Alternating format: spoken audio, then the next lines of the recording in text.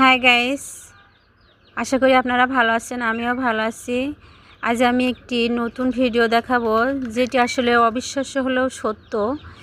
এখানে আমি মিষ্টি কুমড়োর বীজ বসিয়েছিলাম, চারা হয়েছে। দেখুন, মাটিটা এত সুন্দর করে বসানো হয়েছিল যে মিষ্টি কুমড়ো গাছটি এত পরিমাণে বেড়েছে যে এর ডগা থেকে পাতার বাহার বেশি হয়ে গেছে।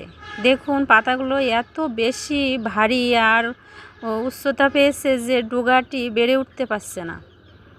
ডগা কুচড়ে নিচে মুখে চলে আসছে পাতার বাহারে। আসলে বিশ্বাস করা যায় না, না দেখলে কিছু কিছু জিনিস এমনই হয়। দেখুন, ডগাগুলো মনে হচ্ছে উপর মুখো যেতেই পারছে না। মানে পাতার যে ডাঁটাটি ওটি ডগার থেকে বেশি বেড়ে গেছে। তাই আমি আজকে কিছু পাতা ছেটে দিব, তা না হলে ডগা আসলে বাড়তে পারছে না। দেখুন, এভাবে আমি ছেটে দিয়েছি।